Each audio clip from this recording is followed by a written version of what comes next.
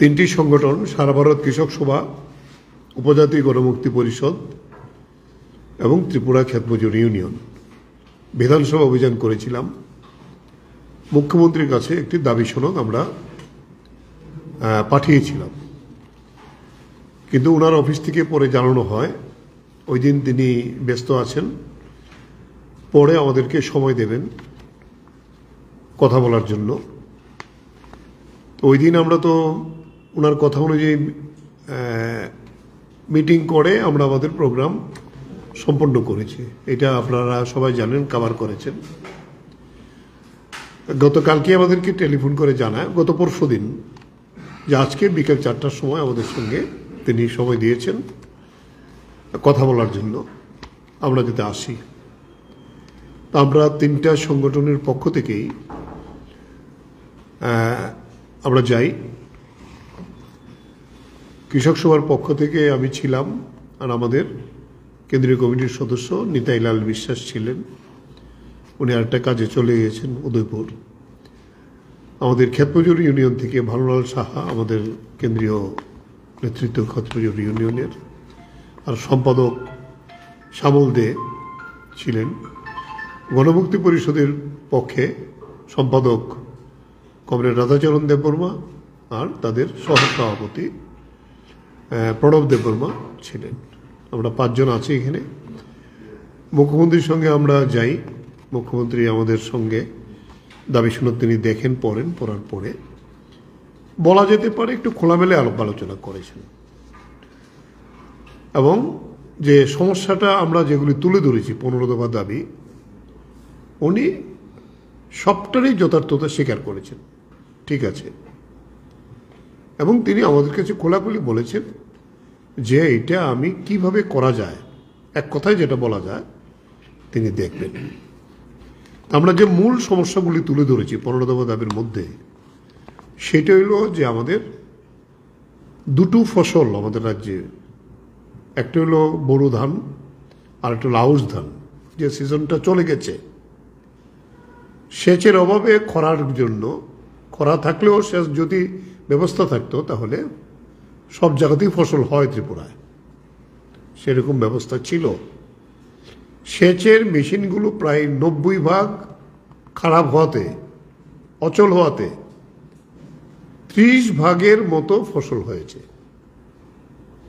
বিরাট crisis তৈরি হয়েছে আমাদের গ্রামাঞ্চলে। ঠিক একই সময়েতে পাহাড়ে জুম কেটেছে জঙ্গল, এটাই নিয়ম। বৃষ্টি আসলে এটা আগুন দেয়, আগুন দেওয়ার পরে সেখানে জুম রোপণ করা হয়। ওইটা করতেই পারেনি যেহেতু বৃষ্টি নেই। চৈত্র বৈশাখ 2 মাসে এলেও এটা প্রচণ্ড খরা গেছে। তা আমরা এটা বলেছি, তাহলে গ্রামে একটা ব্যাপক ক্রাইসিস, সংকট তৈরি হয়েছে কৃষিজীবী যারা তাদের মধ্যে। অপরদিকে এখন আমাদের আমন ধানের সিজন, এটা গোটা রাজ্যেই 8টা জেলাতেই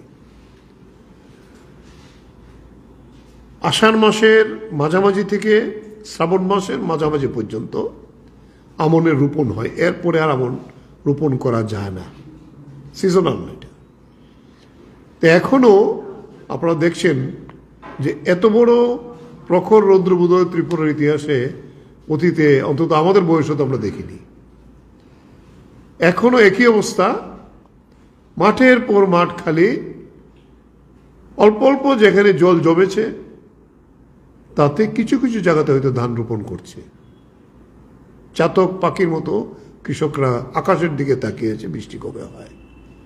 কালকে রাত্রে একটু বৃষ্টি হয়েছে, এই বৃষ্টি মাঠের কেন ধুলাই তো কম হয়নি, তাই আমন ফসল তাই হবে। তাই আমরা এই দাবি করেছি জরুরি ভিত্তিতে। এটা উনারই দপ্তর, পিডব্লিউডির শেষ দপ্তর। আমরা চিফ ইঞ্জিনিয়ারের কথা বলেছিলাম, বলেছে আমাদের অন্য টাকা আছে, কিন্তু রিপেয়ারিংয়ের জন্য বাজেটে কোনো টাকা নেই। এটা ভানুবাবু আরও নির্দিষ্টভাবে বলেছে। মানু যেহেতু জানেন বিষয়টা, যে দেখা যায় পিডব্লিউডি 355 কোটি টাকা অব্যয়িত, তো সেইটাও তো ডাইভার্ট করে এই কাজটা করা যেতে পারত। তাহলে দপ্তরের কোনো সেখানে হেলদোল নেই কৃষির প্রতি। তার সঙ্গেই যেটা যুক্ত সেটা হলো যে গ্রামে কোনো কাজ নেই। রেগা গড়ে 28 দিনের কাজ হয়েছে এবং এই কাজের মধ্যে আমরা ওনাকে তথ্য দিয়ে আমাদের গণমুক্তি পরিষদের সম্পাদক রাধাচরণ দেখিয়েছে কয়েকটা জায়গাতে ব্লকে কাজ হয়েছে 28 দিনের, কিন্তু দেখা যায় কিছু নেতৃস্থানীয় লোক 28 মেন্ডিস জেনারেল পেয়েছে, কিছু নেতৃস্থানীয় লোক তাদের মেন্ডিস হয়েছে 80-90। তাহলে তারা কাজ না করে টাকা নেয় এবং এটা মুখ্যমন্ত্রী স্বীকারই করেছেন। এরকম কিছু কিছু খবর আসছে, আমি চেষ্টা করছি কি করা যায়। এবং আমাদের সেখানে সোশ্যাল অডিট যেটা রেগাতে না হলে, জিও টেকিং না হলে সেন্ট্রাল গভর্নমেন্টের টাকা থাকলেও এই টাকা দেবে না আমাদেরকে। এটাই হয়েছে গত 2 বছর। আমরা বলছি জরুরি ভিত্তিতে গ্রামে কাজ চালু করা দরকার। ফান্ড কোত্থেকে আসবে না আসবে পরের কথা, তা না হলে এই ক্রাইসিস শুধু গ্রামে থাকবে না, গ্রামের বাজারে থাকবে না, এই ক্রাইসিস এসে আগরতলা শহর সহ রাজ্যের শহরগুলিতে দোকানে বিক্রি নাই, রিক্সা অটো চলে না, বাস চলে না, প্রচণ্ড সংকট আমাদের রাজ্যের মধ্যে এখন তৈরি হয়েছে। ধান বিক্রয় কেন্দ্র, আমরা বলেছি ধান বিক্রয়টা অ্যাডভান্স না জানালে কৃষকরা কেন বসে থাকবে ধান রেখে। ধানের দাম পরে গিয়েছিল 400 টাকা 500 টাকা। ধান যখন বিক্রির কথা আর এই কিনবে কথা বলেছে, কৃষকের হাতে কোনো ধান নেই। উদাহরণ আমরা দিলাম, খোয়াইতে 7 দিনের প্রোগ্রাম নিয়ে গিয়েছে, 2 দিন ধান কেনার পরে আর ধান নেই। তিনি স্বীকার করেছেন এটা আমাদের গলতি আছে, আর যারা পারচেস করে তাদের থ্রুতে তারা কিছু গোলমাল তৈরি করেছিল, এটা তার সমাধান করার জন্যই এইবার ধান কিনতে দেরি হয়েছে। নেক্সট সিজনে এটা করবেন। এবং আমরা বলেছি নির্দিষ্টভাবে, আমরা গত 4 বছর যাবত দাবি করে আসছি, ধানের সেন্টার 100 কতটা আছে, উপজাতি এলাকায় একটাও নেই। নির্দিষ্টভাবে আমরা বলেছি মান্দাই ওয়েস্টের মধ্যে, ওইদিকে জম্পুইজলা, ওইদিকে বরকাটাল, কাঞ্চনপুর, কিল্লা, যেখানে আমাদের ফসল হয়, ধানের ফসল হয়, এই জায়গাতে যেতে উপজাতি এলাকাতে তিনি স্বীকার করেছেন। এবং পরের সিজনে যেতে রূপাইছড়ি ব্লক, যে ট্রাইবেল অধ্যুষিত ব্লকগুলিতে আর কি, ফলে সেই জায়গায় দাঁড়িয়ে তিনি বলছেন যে এটা এর পরের সিজনে কি করে এটা করা যায় এটা দেখবেন। ভূমিহীনদের জমি যে দেওয়া, এটা প্রায় বন্ধ, যদিও তিনি সবটা স্বীকার করেননি। তিনি বলছেন আমি কিছু জায়গায় দিয়েছি, কিন্তু এইটা মনে হয় টোকেন, জেনারেলি হচ্ছে না। দ্বিতীয় আরেকটা বিষয় যেটা আমরা তুলে ধরেছি, যে এই ভূমিহীন তাদেরকে আমি জমি দেবো, দেখা যায় তার একটা বিরাট বড় প্রিমিয়াম নজরানা দিতে হয়, এটা দিয়ে ভূমিহীনদের পক্ষে দেওয়া সম্ভব না। এবং যাদেরকে এরকম 2 ঘন্টা 3 ঘন্টা জায়গা দেওয়া হবে, এটা স্কিমে আছে, তাদের প্রত্যেককে ঘরের জন্য টাকা দিতে হবে। এবং ঘরের এই যে টাকাটা 1,65,000, এটা একেবারেই অপ্রতুল বর্তমান ইয়েতে। এটা আরো 10 বছর আগের স্কিম। এটা এই মিনিমাম আমরা দাবি করেছি 6 লাখ, এটা অন্তত 3 লাখ টাকা দেওয়া উচিত। পানীয় জল একইভাবে, পাইপ আছে জল নেই।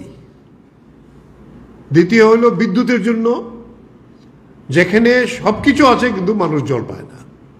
এটা আগরতলা শহরেও এই প্রবলেম তৈরি হয়েছে, যে কারণে এটা হয়েছে। রাস্তা, গোটা রাজ্যের রাস্তা দেখা যায় পিএমজিএস যেখানে যেখানে রাস্তা করেছিল, প্রচুর রাস্তা আমাদের রয়েছে, এগুলো রিপেয়ারিংয়ের জন্য মানুষ চলাচল করতে পারছে না। আমরা নির্দিষ্টভাবে বলেছি জম্পুজলায় অটো ড্রাইভাররা, অটো শ্রমিকরা নিজেরা গিয়ে রাস্তা রিপেয়ার করছেন,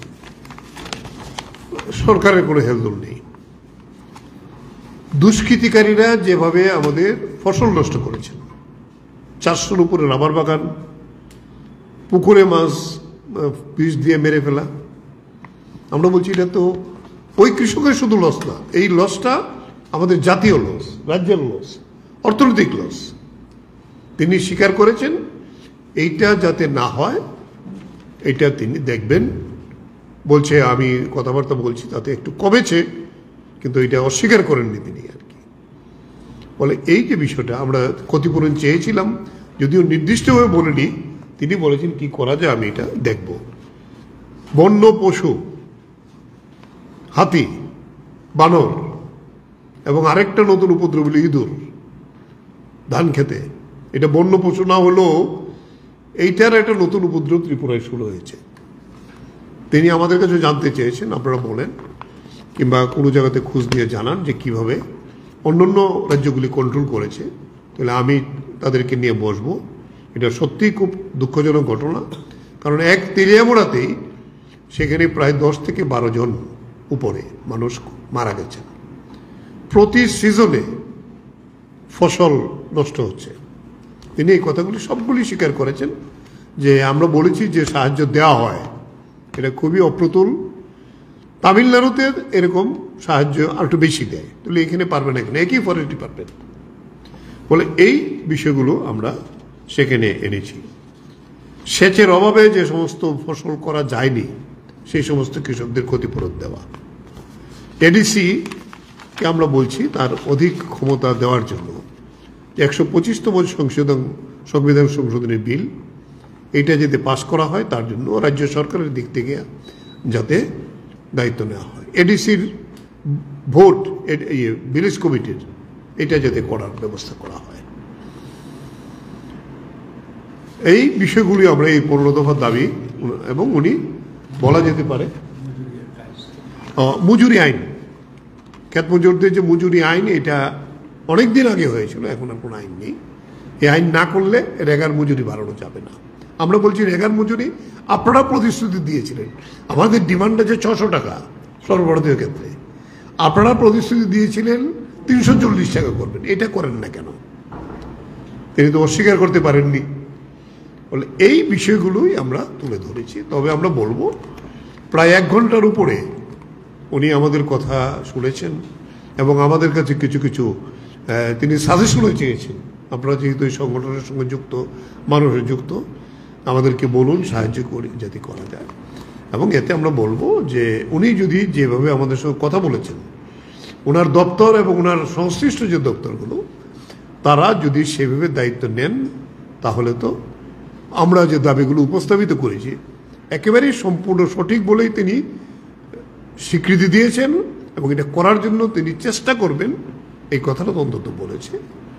এই বিষয়টি প্রধান বিষয়। এখন আমি বলবো এখানে আছেন আমাদের 2 জন বরিষ্ঠ নেতৃত্ব, রাধাচরণ দেববর্মা এবং মানববাবু। না, সবাইকে আন্তরিক ধন্যবাদ জানাচ্ছি। পবিত্রতা তো যে বিষয়গুলো আমরা আলোচনা করলাম, আমাদের দাবি সনদ নিয়ে বলেছেন। এর বাইরে যেটা আমরা বললাম যে বিশেষ করে এডিসি এলাকার যে পাট্টা, এখন এডিসি এলাকার যে পাট্টা প্রাপক যে সমস্ত জমি আছে, এই জমিতেও কোনো কোনো জায়গায় এই পাট্টা প্রাপক জায়গাগুলো তো সেখানে বিশেষ করে বিভিন্ন ক্ষেত্রে যে এখানে নতুন করে কোনো গাছ লাগানো যাবে না, এরকম করে কোথাও বাধা সেখানে দিচ্ছে ফরেস্ট ডিপার্টমেন্ট থেকে। কাজে এটি বিষয়টা দেখার জন্য আমরা বলেছি। আর একটা খুবই ইম্পর্টেন্ট যে গত মাসে, এই মাসে 26 তারিখে পার্লামেন্টে একটা বিল পাস হয়েছে, বন সংরক্ষণ আইন 2023। এতে করে বলা হয়েছে এলওসি লাইন অফ কন্ট্রোল, অর্থাৎ ইন্টারন্যাশনাল বর্ডার এলাকা থেকে 100 কিলোমিটার মধ্যে যে বন সংরক্ষণ যে আইন, এটাকে যথাযথভাবে কার্যকরী করতে হবে। এটা করতে গেলে পরে এখন যে 2006-এ যে বন অধিকার আইন পাস হওয়ার পর যে পাট্টাটা গোটা দেশের মধ্যে যেমন পেয়েছে, আমাদের রাজ্যে এটা সাকসেসফুলি এটাকে আমরা করতে পেরেছি। প্রায় 1,30,31,000 পরিবারকে পাট্টা দেওয়া হয়েছিল। তো 100 কিলোমিটার যদি দূরে মানে 100 কিলোমিটার মধ্যে যদি পাট্টা দেওয়ার ব্যবস্থা যদি না থাকে, তাহলে আমাদের রাজ্যে কোথাও কোনো এলাকা থেকে এইরকম ব্যবস্থা থাকবে না যে পাট্টা পেতে পারে। তার মানে 1,30,31,000 যারা পাট্টা পেয়েছেন, এই পাট্টা কোনো মূল্য থাকবে না, কার্যকরী হবে না। উনি শুনে এটা বলেছেন যে ঠিকই আছে, এটা অত্যন্ত খুব সেন্সিটিভ বিষয়, এটা আন্তরিকভাবে এই বিষয়টা দেখবেন বলে উনি বলেছেন। তারপরে আর একটা বিষয়, এডিসি এলাকার যে জমি, এগুলি অ্যালটমেন্ট দিতে গেলে পরে বামফ্রন্ট সরকার থাকাকালীন একটা অ্যাডমিনিস্ট্রেটিভ অর্ডার করে এডিসি এলাকার যে জমি, যে কোনো ধরনের জমি নিতে গেলে পরে এডিসির সুপারিশ ক্রমে, অর্থাৎ নো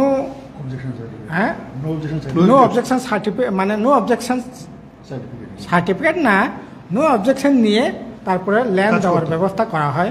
এতে করে এডিসি তার নিজস্ব একটা অ্যালটমেন্ট কমিটি ছিল, কিন্তু বিজেপি আইপিএফটি জোট সরকার আসার পর এই এডিসি এলাকার যে ল্যান্ড কমিটি, এটাকে তারা অকার্যকর করে, এটা বলছে এটা করা যাবে না, 6 শিডিউল আইনে এটা নেই বলে এটা ভেঙে দিয়েছে।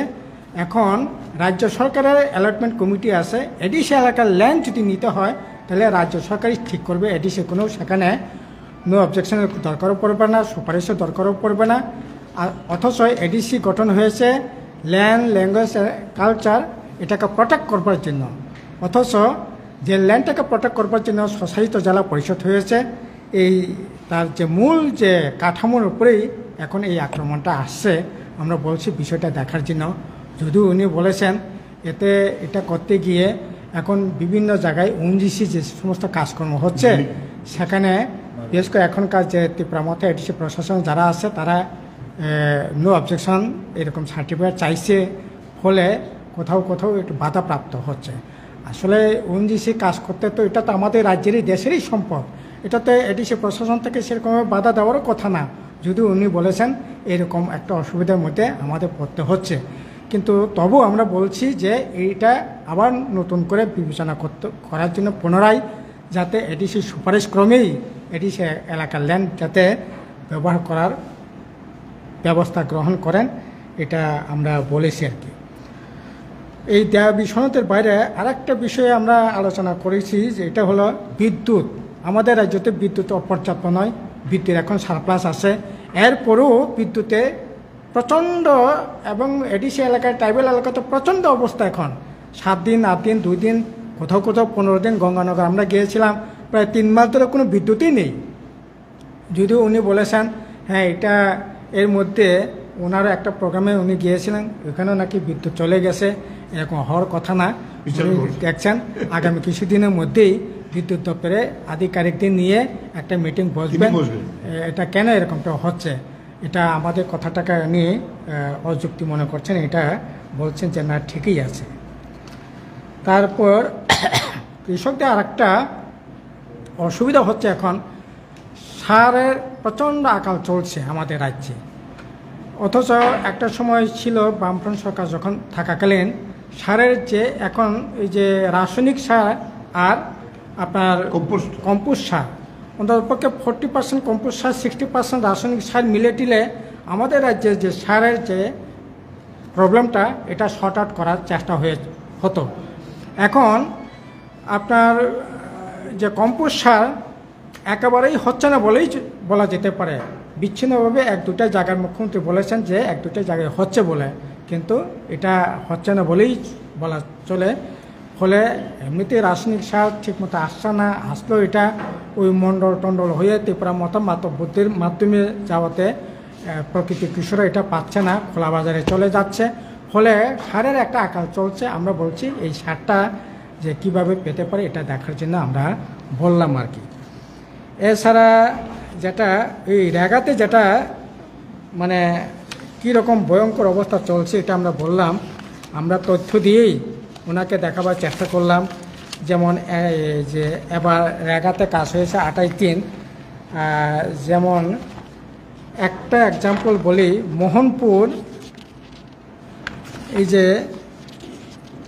জিরাইনিয়া ব্লক, একটা ব্লক এলাকায় 24 দিন ব্লক এলাকায় কাজ, আপনার 22 দিন কাজ হয়েছে, একটা গ্রাম পঞ্চায়েতে 24 দিন কাজ হয়েছে, সবারই 24 দিন হওয়ার কথা, কিন্তু এখানে দেখা গেছে বিজেপি মণ্ডলের নেতাদের 89 দিন, 88 দিন, 89 দিনই ম্যাক্সিমাম, 88 দিন 90 দিন পর্যন্ত হয়েছে, 60 দিন 70 দিন এরকমভাবে হয়েছে, অথচ সাধারণ মানুষের হচ্ছে সেখানে 24 দিন। এরকমভাবে আমাদের এখানে আমরা বলেছি আপনি যে রেগার যে অ্যাপস একটু খুলে, ওয়েবসাইটটা খুললেই আপনি পেয়ে যাবেন। এটা গোটা 58টা ব্লকেই এটা হচ্ছে, কাজেই এটা একটু আন্তরিকভাবে দেখার জন্য, কারণ প্রকৃত কৃষকদের মানে যারা কাজ করছে তাদের হাতে পয়সা যাচ্ছে না, ফলে বাজারগুলো খা করছে। মিজোরামে গিয়ে আপনার কাজ করতে হচ্ছে দামসর ব্লক এলাকার লোকজন, সামনো ব্লক এলাকার লোকজন বাংলাদেশে গিয়ে সেখানে গন্ধগিরি পর্যন্ত তুলে জীবিকা নির্বাহ করতে হচ্ছে। এই বিষয়গুলো আমরা তুললাম, যদিও উনি দ্বিমত করে নাই, উনি বলছেন এই বিষয়গুলি খতিয়ে দেখবেন বলে বলেছেন আর কি। আর একটা বিষয় আমরা বলেছি, এটা হচ্ছে যে ডাবল ইঞ্জিনের সরকার, এটা অথচ আমাদের রাজ্যে প্রচুর নদী নালা সরা আছে, PMKSY হ্যাঁ সিঞ্চন যোজনা একটা আছে, প্রকল্প আছে। লাস্ট 5 বছরে বামফ্রন্টে থাকাকালীন এই যেটা স্যাংশন হয়েছে 65টা, এতে 320 কোটি 32 লক্ষ 35 হাজার টাকা ফান্ড ফ্লো হয়েছিল। ডাবল ইঞ্জিনের সরকার 6 বছর রানিং চলছে, এবার সহ যদি ধরি তাহলে 19টা মাত্র প্রকল্প সেখানে স্যাংশন হয়েছে।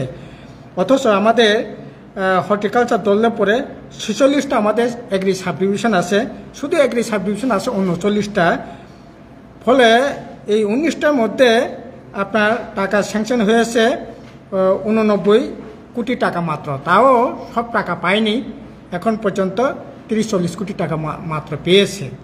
তো ডাবল ইঞ্জিনের সরকার, অথচ অনেক এগুলি দিয়ে অনেক সেখানে মানে কৃষি যে অ্যাসেট এটা তৈরি করা যেত, এখানে সাধারণ মানুষ, গরিব অংশের মানুষ, কৃষিজীবী অংশের মানুষ তার মানে খানিকটা আর্নিংয়ের ব্যবস্থা করা যেত, এগুলি আসলে হচ্ছে না। উনি বলছেন এটা তো খুব ভালো কথা, এটা যেহেতু সেন্ট্রাল গভর্নমেন্টের স্কিম, এই প্রজেক্টটা আমরা দরবার করে আনার সুযোগ আছে, এটা উনি দেখবেন বলেছেন আর কি। এই হলো মোটামুটিভাবে আলোচনার বাইরে যেগুলি আমরা ওনার দৃষ্টিতে নিয়ে যাওয়ার চেষ্টা করলাম। সবটা বিষয়ই এসেছে, আমি শুধু দুটো বিষয় বলব।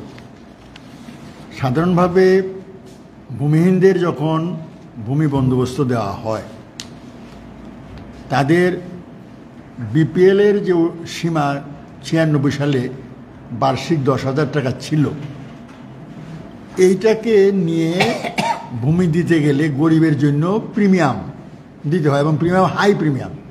আমরা বলেছি সামাজিক ভাতা বা খাদ্য নিরাপত্তা আইনে প্রায়োরিটি হাউস হোল্ডের অর্থনৈতিক যে সীমা রাখা হয়েছে বাৎসরিক 1 লক্ষ টাকা, এক্ষেত্রেও বাৎসরিক 1 লক্ষ টাকা ধরে তাদেরকে প্রিমিয়াম মুক্ত অ্যালটমেন্ট দাও।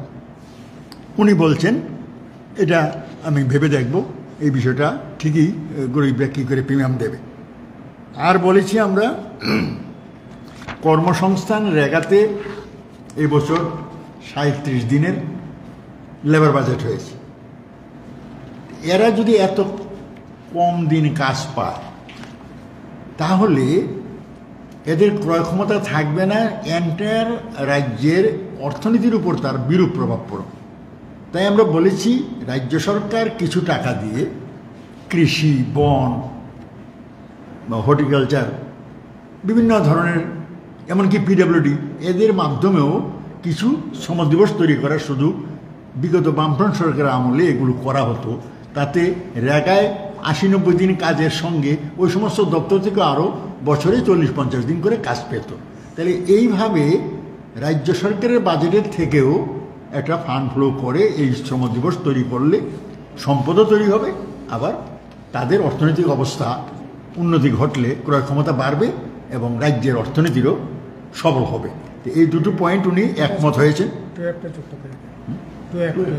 আর শহরের যে টুয়েব, এই টুয়েব প্রকল্প আরও অধিক অর্থ বরাদ্দ করে বামফ্রন্টের সময় 75 দিন বছরে কাজ দেওয়ার জন্য অর্থের সংস্থান আরবান ডেভেলপমেন্ট ডিপার্টমেন্টে এটা করত।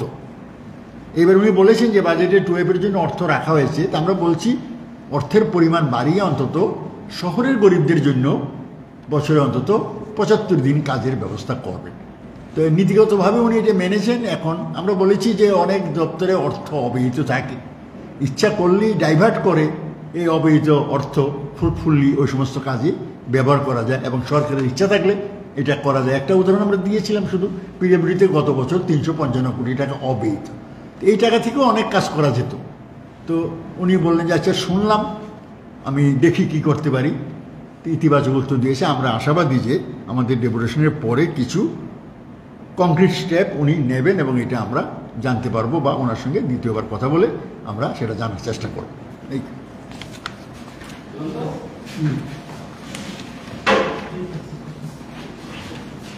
ঠিক আছে।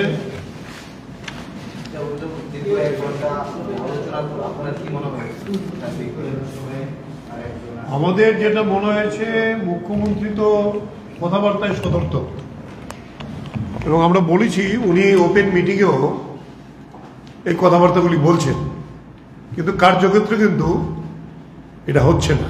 তবে উনি যেহেতু আমাদের সঙ্গে সামনাসামনি কথাতে এই বিষয়গুলোর গভীরতা বুঝতে পেরেছেন, কৃষি সমস্যাটা রাজ্যের মধ্যে এখন যা চলছে, শ্রমিকদের সমস্যা, উপজাতি এলাকার সমস্যা, তিনি দায়িত্ব নিয়েই বলছেন আমি এগুলো পর্যবেক্ষণ করি, আমি কিছু না কিছু করার চেষ্টা করবই। তো এরপর একটা মুখ্যমন্ত্রী যখন এই ধরনের কথা বলে, তা আমরা আশ্বস্ত হব না কেন? এটাই তো কথা।